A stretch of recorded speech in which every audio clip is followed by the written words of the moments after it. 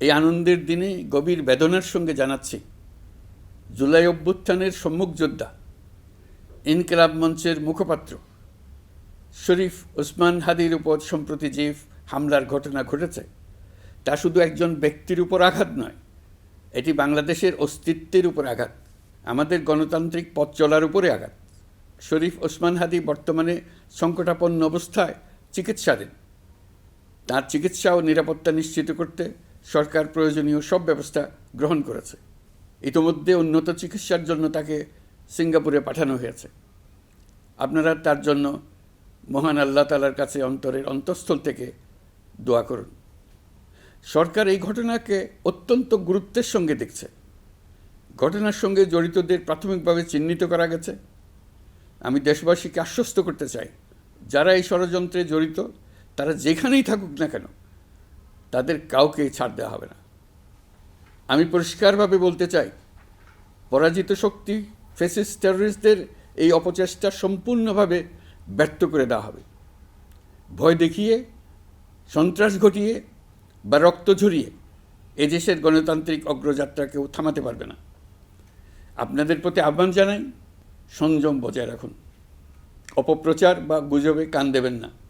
Fascist টেররিস্টরা যারা অস্থিরতা সৃষ্টি করতে চায়, আমরা অবশ্যই ঐক্যবদ্ধ হয়ে তাদের মোকাবেলা করব। তাদের ফাঁদে পা দেব না।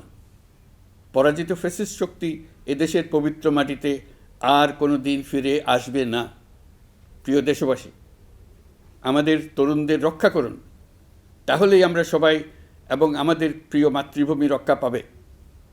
যারা দেশ ছেড়ে পালিয়ে গেছে তারা বুঝে গেছে, তরুণ যোদ্ধারা তাদের পুনরুত্থানের পক্ষে ভীষণ রকম বাধা।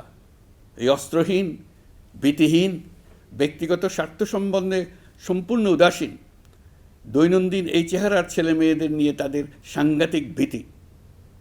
তাদের লক্ষ্য হলো নির্বাচন আসার আগেই পথের এই বাধাগুলো সরিয়ে ফেলা, নিজেদের রাজত্ব আবার কায়েম করা।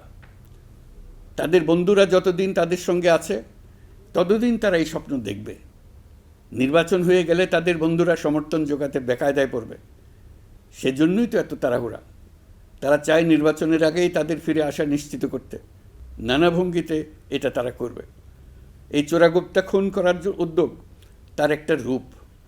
আরও কঠিনতর পরিকল্পনা নিয়ে তাদের প্রস্তুতি আছে। দেশের সবাইকে জোর গলায় বলতে হবে, আমরা তরুণদের রক্ষা করব। এখানে পুরনো আমলের দাসত্ব মেনে যারা আছে তাদেরকে দাসত্ব থেকে বের হয়ে আসতে হবে। উৎসবমুখর শান্তিপূর্ণ নির্বাচন করে আমরা সবাই মিলে দেশের উপর আমাদের পরিপূর্ণ দখল প্রতিষ্ঠিত করব। নির্বাচন অবধি আর বাকি মাত্র 2 মাস। আমরা তাদের উপর নজর রাখব এবং বাকি দিনের প্রতিটি দিন উৎসবমুখর করে রাখব। যেহেতু আমাদের কিশোর কিশোরী, তরুণ তরুণীদের মনে কোনো ভয় ডর নেই, তাই তারা নির্বাচনের আগের 2 মাসের প্রতিটি মুহূর্তকে উৎসবমুখর করে রাখবে। সব রকমের হিংসা, কোন্দল থেকে দেশকে বাঁচিয়ে রাখবে।